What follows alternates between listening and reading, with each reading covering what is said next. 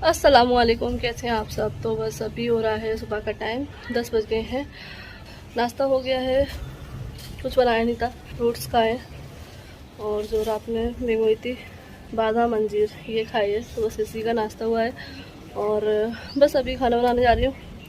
तो कल जो मैंने अरबी के पत्ते लिए थे वही बनाऊँगी।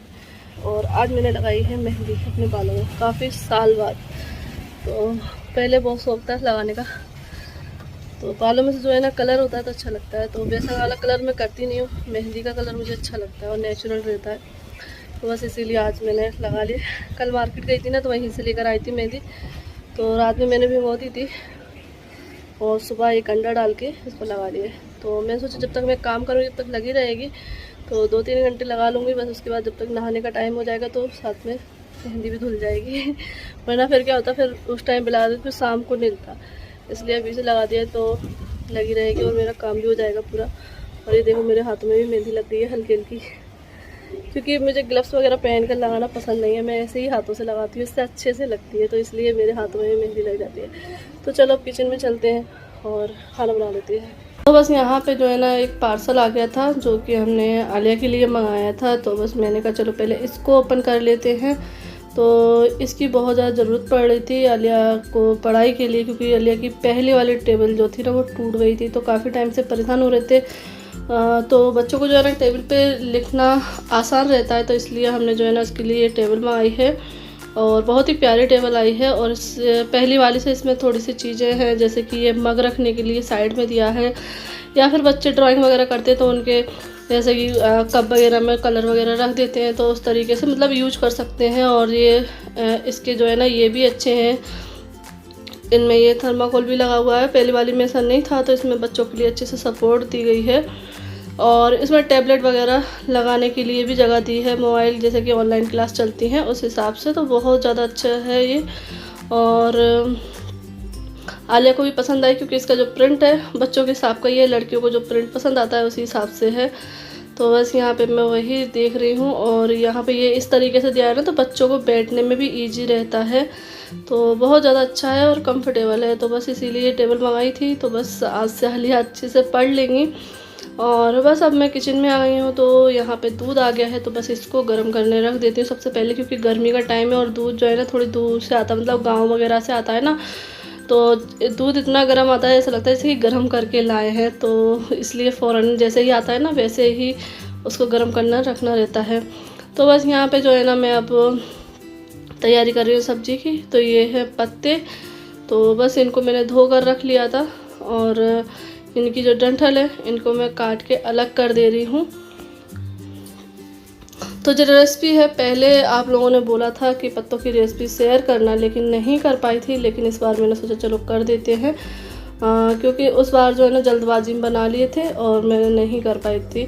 तो बस बहुत इजी रहता है। तो बस यहाँ पे मैंने बेसन ले लिया है और ये पत्ते जो है ना धोकर अच्छे से वॉश करके मैंने रख दिए हैं और इनकी डंडी काटना रहती है। तो बस यहाँ पे बेसन में जो है ना नमक, मिर्ची, हल्दी और अजवाइन ये चीज़ें डाल के और इसका एक गाढ़ा सा पेस्ट बनाना है, जैसे कि हम पकौड़ी वगैरह के लिए बनाते हैं ना उस तरीके का, ज़्यादा पतला नहीं करना है। और बस इनकी जो दूसरी साइड होती है ना, उल्टी साइड, उस साइड हमें इसको घोल को लगाना है। और ये आपके ऊपर है, आप इसमें कम बेसन लगाना चाहते हैं, ज़्यादा बेसन लगाना चाहते हैं, क्योंकि सभी तरह के लोगों का सबका अलग अलग टेस्ट रहता है, तो सब अलग अलग तरीके से लगाते हैं। तो मुझे तो जो है ना कम बेसन वाले पसंद हैं, क्योंकि अगर ज़्यादा बेसन लगाते तो फिर बेसन ही बेसन का टेस्ट आता है, इसलिए मैं कम बेसन लगाती हूँ।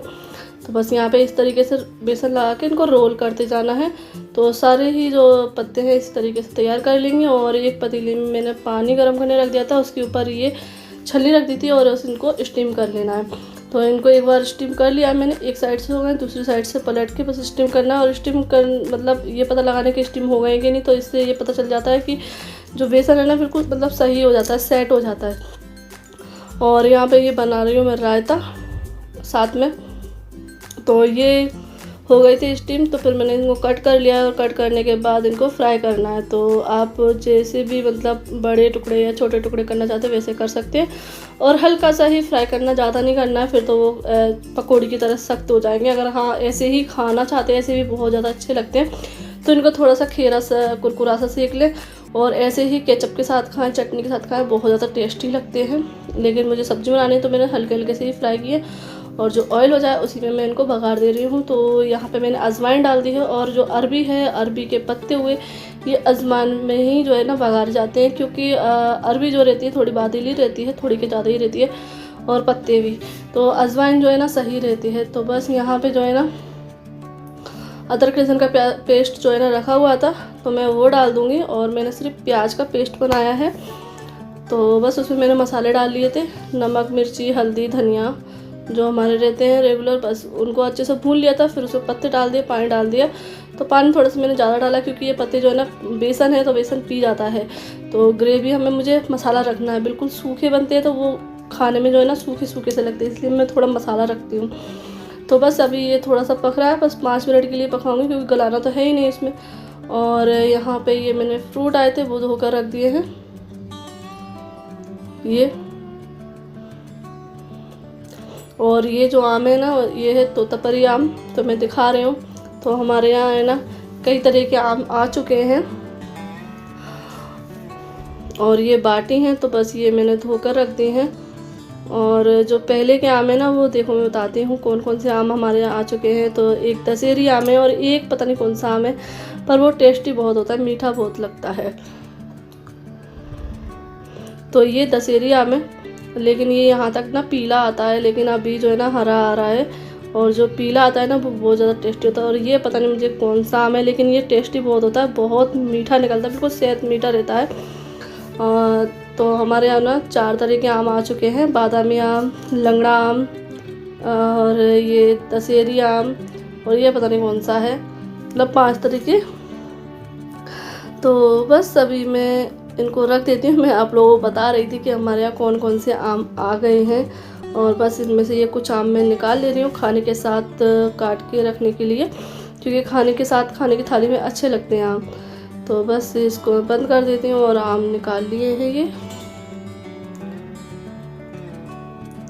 तो बस अभी टाइम हो गया है और ये देख लीजिए अब मैं जा रही हूँ रोटियाँ बनाने। तो ये चकला बेलन जो है ना धोए थे, तो बस इनको मैं रख लेती हूँ। और यहाँ देख लीजिए बन के रेडी हो गए हैं। अब मैं ना इसको बंद कर दूँगी, क्योंकि अभी ये थोड़ी देर बाद और थिक हो जाएंगे, जब ठंडा हो जाता है ना तो और थिक हो जाता है। तो बस इसमें थोड़ा सा मैं गरम मसाला ऐड करूँगी, और कलर वगैरह आपको ऐसे ही दिख रहा हो क्योंकि मैंने कम मिर्ची डाली है। तो बस यहाँ पे जो है ना हमारी मिर्चियों का कलर भी ऐसा ही आता है।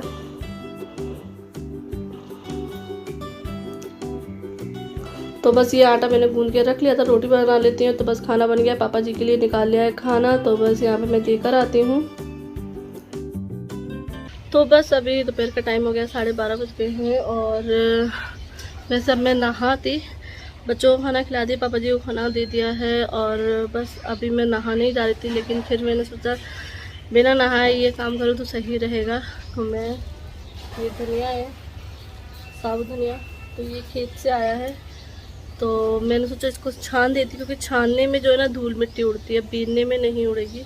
तो इसको छान देती हूँ, फिर बाद में इसको बीन लेंगे। तो बस मैं 5 किलो पिसाना है, तो बस ये एक भगोना भर के वाला भगोना इतना इसको छान के रख देती हूँ। फिर बाद में नहा लूँगी आराम से, शाम के टाइम पे इसको बीनने के लिए ज़्यादा कुछ नहीं है, सिर्फ जो है ना इसमें लकड़ी जाता है, ये बारीक बारीक मिट्टी सी, और तो मोटी मोटी मिट्टी है तो वो जल्दी से उठ जाएगी। तो बस छानने का ज़्यादा काम है तो उसको कर देती हूँ मैं।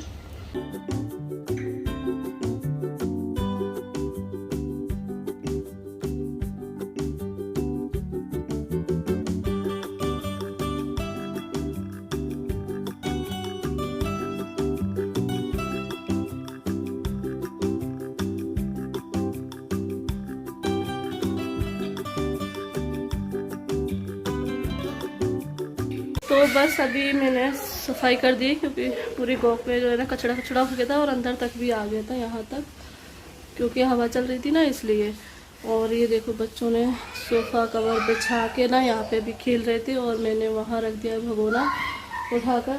तो अभी ये शाम के टाइम पर ही बिनेंगे, क्योंकि मेरे जो है ना बैठने से ज़्यादा देर तक बैठने से ना कमर में दर्द होने लगता है, इधर गर्दन में दर्द होने लगता है। चाहे मैं प्रेस करूं, चाहे मैं गेहूँ वगैरह ये कुछ पीना पानी का काम करूं तो होने लगता है।